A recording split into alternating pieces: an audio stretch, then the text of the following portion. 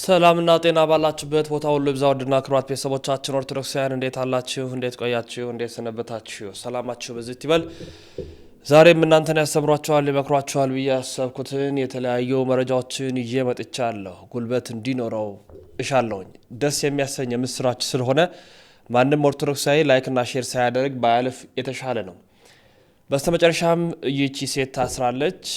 ከሰሞኑ እንግዲህ ቅዱስ ስዕልን ስትቀድ፣ ስታመነጫጭቅ፣ ስትጨመድድ፣ ስትረግጥ፣ ስትተፋ የነበረች ማን ምን ያመጣል በሚል ደረቷን ገልብጣ እንደዛ ስትፈነጭ የነበረች አንዲት ሴት ነበረች። ወንድማችን ብሩኬም እንዲታሰር ምክንያት የሆነች በጣም በሚያሳዝን ሁኔታ ማለት ነው ኦርቶዶክሳውያን ያሳዘነ ድርጊትን ያደረገች ብዙዎቻችንን ያስነባች ያስከፋች አንገት የሚያስደፋች አንዲት ሴት ነበረች።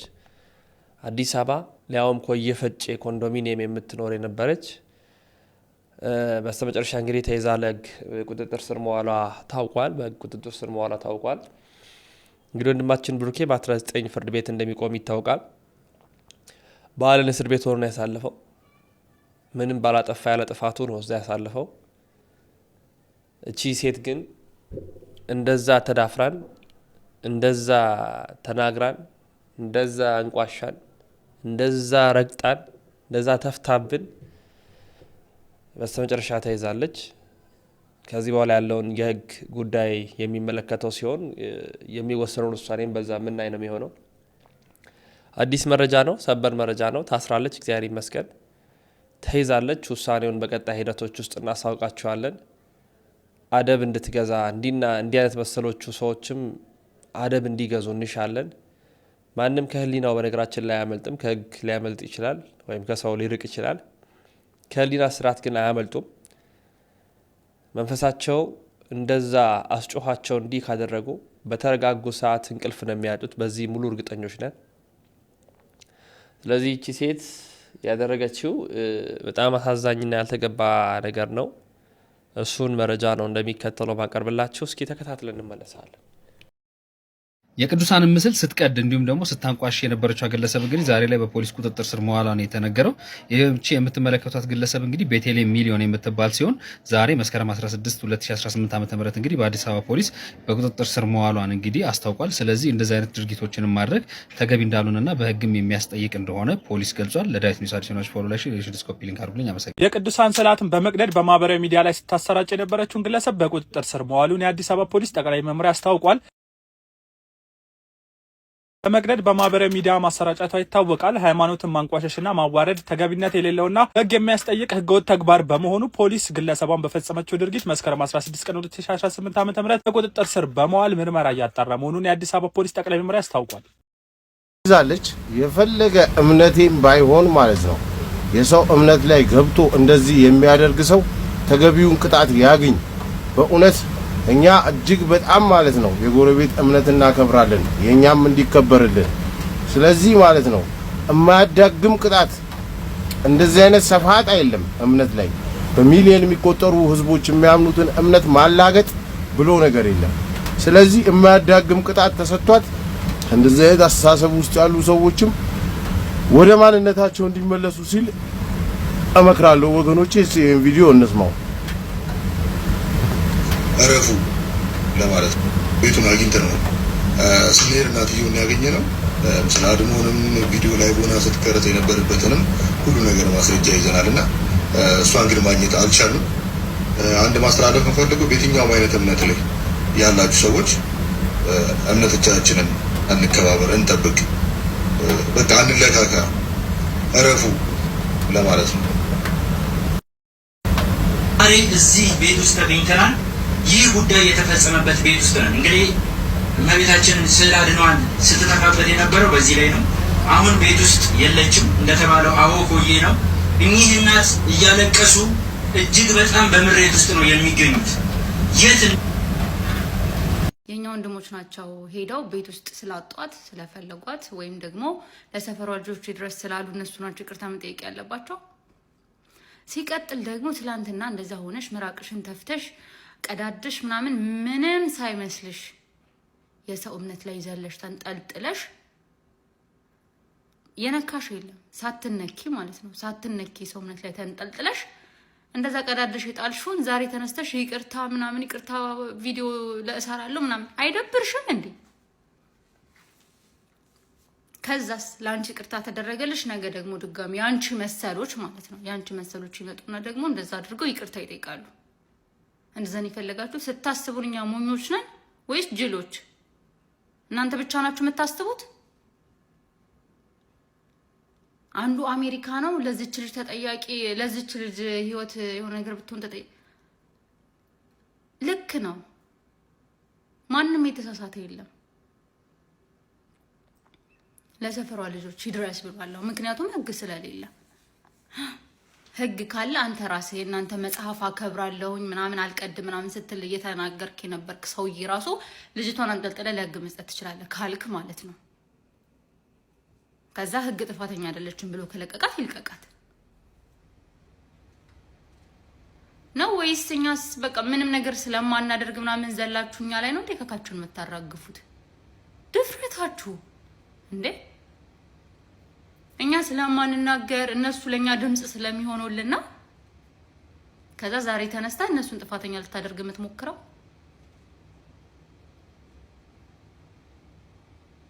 እና በንከባበር ጥሩ ነው። እያንዳንዳችሁ ሰው እምነት ላይ አትድረሱ። እኛ የእናንተን እምነት አልነካንም፣ እምነታችንን አትንኩብን።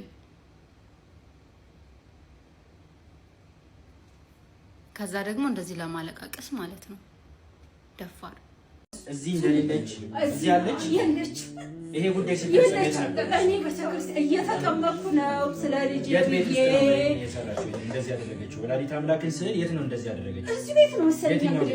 የትኛው እዚህ ቤት ቦታ የት ነው? አንድ ያሳዩና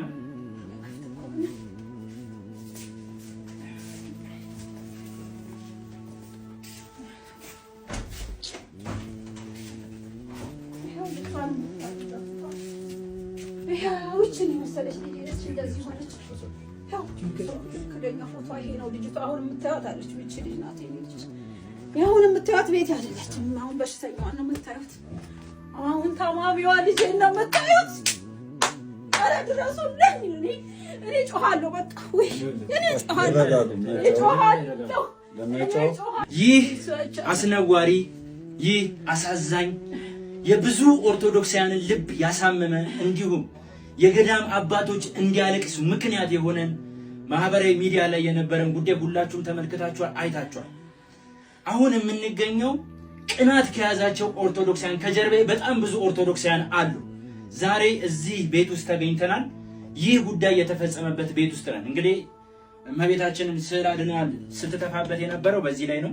አሁን ቤት ውስጥ የለችም። እንደተባለው አወቆዬ ነው። እኚህ እናት እያለቀሱ እጅግ በጣም በምሬት ውስጥ ነው የሚገኙት። የት እንዳለች አናውቅም። ይሄ በይቅርታ ይታለፍ የሚል አይነት ልቦናም ኖሮን አይደለም እዚህ የመጣ ነው። ነገር ግን አሁንም ቢሆን ይቺ ልጅ እቺ ትክክለኛዋ ፎቶዋ ነው። እቺ ልጅ የምታውቁ ሰዎች በጠቅላላ በውስጥ መስመር እባካችሁ አድራሻችሁ ስጡን እንላለን። እርሶም ላይ ልንፈርድቦትም አይደለም እዚህ የተገኘ ነው። ነገር ግን ወላዲተ አምላክ እናታችን ናት። ብዙ ሌሊቶችን የማይነጉ ሌሊቶችን ያለፍንባት የማያልፉ ቀናቶችን ያሳለፈችን ድንግል ማርያም ናት። ይህንን ነው ልንነግሮት የምንችለው። አዎ አሳይተውናል፣ ክላሱን እዚህም እንደሌለች ነግረውናል። በመጣች ጊዜ ግን ለህግ አሳልፎ ይስጣል። ምክንያቱም ማዕተቦት ይህን ዝም ብሎ ያደረጉ አይመስለኝም አይደለ? እንደው አንድ እናት ኖት። በእርግጥ ግን እናቶት ግን እቺ ወላዲተ አምላክ ናት። እቺ ናት የተሰደበችው፣ እቺ ናት የተጠፋባት፣ እቺ ናት የተቀደደችው አይደለ? ስለዚህ ይሄንን ኃላፊነት እንደው በእግዚአብሔር ስም ነው የምጠይቁት፣ ማለት በወላዲተ አምላክ ስም ነው የምጠይቁት። እርሱ ላይ አንዳችም ነገር እንዲደርስቦት አንፈልግም። እንዳልኩ እኔ እናት የለኝም። የእናትን ፍቅር ግን አውቀዋለሁ። ከእናትም በላይ ደግሞ እናት እሷ ናት። ይሄንን ነገር አደራው እናቴን አክብሬ ነው እቺ ስዕል ማልሰባብራት። ተጨመዳጃይ ለዚህ ሰገደ እኔ አይኔ ቢበራ ማየት የምፈልገው እኔ የድንግል ማርያም ምስል ዘመናዋ ወርቅ ነው። ስጋዋ ወርቅ፣ ነፍሷ ወርቅ፣ ህሊናዋ ወርቅ፣ ልቧ ወርቅ፣ ሕዋሳቷ ወርቅ፣ ስሟ ወርቅ፣ ሁለንተናዋ ገንዘብ የሆነ እጅግሯ ገንዘብ የሆነ ናት እመቤታችን። ከበደለኞቹ ጋር ተቆጠረ። ስዕላቱ ግፍ ሲፈጸምባቸው ለምን አያድኑም? ክርስቶስም ያን ሁሉ መከራ ሲፈጽሙበት ምንድን ያላቸው? አባት ወይ የሚያደርጉት አያውቁምና ይቅር በላቸው። እንዲሁም የእመቤታችንን ትዕግስት የምንረዳው በዚህ ነው። እንዲሁ ዕለቱን አለመቅሰፏ ትዕግስቷን እናድርገዋለን። ሊቁም ተናግሯል። ድንግል ሆይ ለምን ትዕግስትን ታበዣለሽ ብሎ የእመቤታችን ትዕግስት አድንቋል። እመቤታችን እኮ ርኅርኅተ ሕሊና ናት። እንደ ሌሎች ሰዎች እኮ ቅናትን፣ ቂምን፣ በቀልን የተመለሽ አይደለም። የምሕረት እናት ናት። የሰላም እናት ናት። የፍቅር እናት ናት። ይህች ልጇ ዲያብሎስ ባሳደረባት የክደትና የኑፋቄ ቃል ተነስታ አትቀስፋትም። ምክንያቱም እናት ናት። ርኅርኅተ ልብ ናት። አይደለም ለሰው ልጅ ይቅርና ለፍጥረታቱ ሁሉ የምታዝን እናት ናትና ራርታ እንደታደገቻት እኛም እናውቃለን። ልጇም እኮ ዳታንና አቤሮንን በሙሴ ላይ በአሮን ላይ ሲነሱ ምንድን ያደረጋቸው? መሬት ተከፍቶ አላሰጠመቻቸው? አስጠማቸዋለች። በእናቱ ላይ እንዲህ የሚነሱትን ክርስቶስ ዝም የሚል ይመስላችኋል? የክርስቶስን ትዕግስት የእመቤታችንን ርኅራኄ እናውቅበታለን። እንደው እግዚአብሔር ኃጢአት ሰርተ ዝም ሲል ሲታገስህ የወደደልህ ይመስልሃል ወይስ አላዋቂ ልታደርገው ትፈልጋለህን? ይላል ሐዋርያው ጳውሎስ በመልእክቱና ስለዚህ በዚህ የምንረዳው የእመቤታችን ፍቅሯን ልጇ መፍቀር የሰብ እንደሆነ ሰው ወዳጅ እንደሆነ እመቤታችንም ሰው ወዳጅ ናት። እርሷ እኮ በልጇ ፈቃድ በእርሷን ፈቃድ ሞትን በተቀበለች ጊዜ በልጇ ትንሣኤ ያዘኑ አይሁድ አዝነው ተክዘው ቀድሞ ልጇ ተነሳ አረገ እያሉ ዓለምን ሲያውኩ ይኖራል። አሁን ደግሞ እርሷም እንደ ልጇ መነሳቱ አይቀርም። ትንሣኤውን ያምኑታል መቼም ባይናገሩትም እርሷም እንደ ልጇ መነሳቱ አይቀርምና ኑ ናዊ ሥጋሃ ለማርያም ኑ የእመቤታችንን ሥጋ በእሳት እናቃጥል ተብሎ አንዱ ደፋር ተውፋኔ የተባለው አስከሬኗ ያረፈበትን አልጋ ተራምዶ ያዘን የሚለው ያን ጊዜ ምንድን ያደረገው እግዚአብሔር መልአኩን ልኮ በረቂቅ ሰይፍ ሁለቱንም እጆቹ እዚያው ላይ ያስቀረው አልጋው ላይ ነው የሚለው። እመቤታችን ምን አደረገች? ቅዱስ ጴጥሮስን እሳይ ደግ አደረገው አይደለም ያለችው። ቅዱስ ጴጥሮስ ምንድን ያለችው? እጆቹ እንደነበር አድርግለት። ከዚያ ቅዱስ ጴጥሮስ ጸልዮ ያ እመቤታችንን ሥጋ ለማቃጠል የተነሳው ተውፋኔ የተባለው ከሃዲ በእመቤታችን ምልጃ እጆቹ እንደነበሩለት ሲሆን እናያለን። ስለዚህ እህታችንም ይህንን ነገር አድርጋ እመቤታችን ስትታገታት የምናየው የእመቤታችን ፍቅሯን እንረዳለን። አንድ ቀን በዚህ አንደበቷ የእመቤታችንን ማዳን ትመሰክርበታለን ብዬ ተስፋ እናደርጋለን። ሐሳባችንም ይሄን ነው። ልጅቷ ካለማወቅ እንዳደረገችው ከሐሳቧ ተረድተነዋል። ይሄን ነው ሳመልክ የኖርኩት ስትል አላዋቂነቷን ተረድተነዋል። እንዴት ሰው በእጁ የሳለውን ስዕል ያመልካል? የኦርቶዶክስ ቤተክርስቲያን አረዳድ ይህ ነው ወይ? የአምላክ እናት ብለን በስዕሉ ፍቅራችን እንገልጻለን፣ አክብሮታችንን እንገልጻለን። ምልጃዋን፣ በረከቷን፣ ረድኤቷን እንድናገኝ አምነን በፊቷ ፊት እንቆማለን እንጂ በእጃችን የሳልነውን ስዕል ካመለክንማ ክርስትናው ምን ላይ ነው? ስለዚህ ስዕል የሚያመልክ የኦርቶዶክስ ተዋሕዶ ሃይማኖት ተከታይ ሰው የለም። እህታችን ካለማወቅ የተነሳ ያደረገችው እንጂ የቤተ ክርስቲያናችን አስተምሮ እንዳይደለ ሁሉም ምእመናን ሊረዱትና ሊያውቁት ሊገነዘቡት ያስፈልጋል ነው። እመቤታችንን ያከበረ በመጀመሪያ ደረጃ እግዚአብሔር ነው። ሲቀጥል መልአክ ነው ያከበራ። ሲቀጥል የተመረጡት መንፈስ ቅዱስ ያደረባቸው እነ ቅዱስ ዘካርያስ እነ ቅድስት ኤልሳቤጥ ሲያመሰግኗት አይተናል። እኛም የእነሱ ልጆች ነንና የአምላክ እናት እንደመሆኗ መጠን ክብር እንሰጣታለን። እግዚአብሔር ያከበራቸውን ምን አንቋሽሽ ከሆነ ዝቅ አድርገን የምንመለከት ከሆነ ግን ጸቡ ከእግዚአብሔር ጋር ነው የሚሆነው። እመቤታችን ያከበረው እግዚአብሔር ነው። አዎ እግዚአብሔር ነው። እግዚአብሔር ያከበራት እኛ እናከብራታለን። አዎ እናከብራታለን። የእግዚአብሔር እናት አለማክበር ከማን ጎን መቆም ነው? ከማን ጋር ነኝ ብሎ ራሱን ሰው እንዲያስብ ያስፈልጋል። የኔታ አሁን ሲሉ አንድ ነገር ትዝ አለኝ። እግዚአብሔር ያከበረውን አለማክበር ከማን ጎን መቆም ነው አሉ የኔታ። እውነት ነው። አሁን የኔታ ይህን ማይክ ሰተናቸው በዚህ ማይክ እየተናገሩ ነበረ። ማይኩን ያስተማረን እሳቸው ናቸው ያስተማሩን። ማይኩ ማስተላለፊያ ነው። በመጽሐፍ ዓለም በሊቃውንት አንድ የሚባል ነገር አለ። እመቤታችንን የሚጠላ ሰይጣን ነው ይላል። ስለዚህ እነዚህ ሰዎች እመቤታችንን የሚጠሉ ከሆነ እንደ ማይክ ሰይጣን እየተጠቀማቸው ነው ማለት ነው። እና እግዚአብሔር ያከበረውን አለማክበር፣ እግዚአብሔር ከፍ ያደረገውን ከፍ አለማድረግ፣ እግዚአብሔር የመረጠውን አለመጠጋትና እዛ ፊት አለመቆም ከማን ጎን መቆም ነው የሚለው ነገር ትልቅ ነገር ነው። ቃለ ሕይወት ያሰማልን። የእመቤታችን የቅድስት ድንግል ማርያም ስዕል እንዲያውም በትውፊት ደረጃ ቀደም ብሎ የነበረ ነው። ከሰው ልጅ መፈጠር በፊት ሚካኤል መልአክ በከነፍ ጾራ መንጦ ላይ ተደመና ሰወራ ይላል ቅዱስ ያሬድ። ቅዱሳን መላእክት በዕለተ እሑድ ነው የተፈጠሩት። የሰው ልጅ የተፈጠረው በዕለተ ዓርብ ነው። ስለዚህ ቅዱሳን በሚካኤል ክንፍ ላይ የእመቤታችን ስዕል ስሎ አሳይቷቸው ነበረ። ስለዚህ ቀደም አድርጎ እግዚአብሔር ለድነት ዓለም እመቤታችን አዘጋጅቶ ነው የሰው ልጅ ሁሉ የፈጠረው። ከዛ በኋላ ደግሞ ሰብአ ሰገል ተብለው የሚጠሩ ሰዎች አሉ፣ የጥበብ ሰዎች በማቴዎስ ወንጌል ምዕራፍ 2 የምናገኛቸው ማለት ነው። አያታቸው ጀረደሽት ይባላል። በቀትር ሰዓት ከውሃ ዳር ቆሞ ፍልስፍናውን ያይ ነበር ይላል። እመቤታችን በኮከብ ላይ ልጇን እንደታቀፈች ሆና ተስላ ታየችው። ቅድመ ልደተ ክርስቶስ ማለት ነው። ያንን ነገር ቀርጾ ከቤተ መዛግብት አስቀመጠው። እንዲህ አይነት ኮከብ በሚወጣበት ሰዓት ሄዳችሁ ይህን ወርቅ፣ ዕጣን፣ ይህን ከርቤ እንድትገብሩለት የሚል ትእዛዝ ሰጠ ይላል። እንግዲህ እመቤታችን ገና ከመወለዷ በፊት ማለት ነው። ከዛ ቀጥሎ ስዕለ ማርያምን ከሳሉ ሰዎች የሉቃስ ወንጌል ብለን የምንጠቅሰው ቅዱስ ሉቃስ ነው። መልክዓ ስዕል የሚባል አለ። የኢትዮጵያ ኦርቶዶክስ ተዋሕዶ ቤተክርስቲያን በጣም ሀብታም፣ በትውፊት የከበረች፣ በእውቀት የበለጸገች ናት እና መልክዓ ስዕል በሚባለው መጽሐፍ ውስጥ ሰላም ለስዕልኪ እንተ ሰዓላ በእዱ ሉቃስ ጠቢብ ወንጌላውያን አህዱ ይለዋል። ከአራቱ ወንጌላውያን አንዱ ቅዱስ ሉቃስ ጥበበኛው ሉቃስ ለሳላት ስዕልሽ ሰላምታ ይገባል ማለት ነው። ይሄም ለቅዱሳት ስዕላት የአክብሮት ስግደት እንደሚገባ ያሳየናል። በኢትዮጵያ ኦርቶዶክስ ተዋሕዶ ቤተክርስቲያን ውስጥ የቅዱስ ሉቃስ ስዕል አለች ጣና ገዳማት ውስጥ። ከዛ በኋላ የክርስቶስን ነገረ ስቅለቱን በማሳየት ደረጃ ዮሐንስ ወንጌላዊን የሚቀድመው የለም። ያንን በዕለተ ዓርብ ያየውን ሮም ሂዶ እንደገና ስሎ ለማሳየት ችሏል። ያም የሆነበት ምንድነው ምክንያቱ? ጢባሪዎስ ቄሳር የሚባል ገናና ንጉሥ ነበረ። ኢየሱስ ክርስቶስን አይሁድ እንዴት እንደገደሉት እንዴት እንደሰቀሉት እየሰማ ሲያዝን ይኖር ነበረ። ሐዘን ከሚጸናበት ሂዳ አስተምረው ተባለ። ዮሐንስ ወንጌላዊ ሄዶ ስለ ክርስቶስ ሰው መሆን አጠቃላይ ነገረ ሥጋዌን ነገረ ድህነትን ሕማሙን ሞቱን በሙሉ ዝርዝር አድርጎ ሲያስተምረው ትምህርቱ ሲገባው እስቲ እንደው እንደሰቀሉት አድርገ ደግሞ አሳየኝ በተግባር አለው። ከዛ በኋላ ስለ ስቅለቱን ስሎ አይሁድ እንደሰቀሉት አድርጎ ነበር የሳለለት መጀመሪያ እርቃኑን ማለት ነው። ፀሐይ፣ ጨረቃ፣ ከዋክብት ብርሃናቸውን የከለከሉ የአምላካቸውን የፈጣሪያቸውን እርቃን እንዳያሳዩ ነው። ስለዚህ መድኃኒታችን ኢየሱስ ክርስቶስን እርቃኑን አድርጎ ሲስለው ከስዕሉ ዮሐንስን አነጋገረው። ወበከመ ሰቀሉኒ አይሁድ ራቄ በኢየሩሳሌም ዳግመኑ ትሰቅለኒ በሮም። አይሁድ እኮ በኢየሩሳሌም እርቃኔን አድርገው በዕለተ ዓርብ እነዛ ጨካኞች ሰቅለው ነበር። አሁን ደግሞ እንደዛ ታደርግ እንደ ዮሐንስ ሲለው ከለሜዳ አስታጠቀው ይላል። መድኃኒታችን ኢየሱስ ክርስቶስን ከለሜዳ አስታጥቆ መሳለም ከዛ በኋላ የተጀመረ ነው ይላል። ይሄ የኢትዮጵያ ቤተክርስቲያን አስተምሮ ብቻ ሳይሆን በዓለም ያሉ በቅዱሳት ስዕላት በሚያምኑ አሃት አብያተ ክርስቲያናት ሁሉ ያለ ታሪክ ነው። የኛ የግላችን የብቻችን አይደለም። ስሎ ሲጨርስ ሳመው ይላል። ስዕሉን ተሳለመው። እኔ አሁን ለእመቤታችን ለቅድስት ድንግል ማርያም የምሰግደው ከወንጌላዊው ያገኘሁትን እኮ ነው፣ ከቅዱስ ሉቃስ።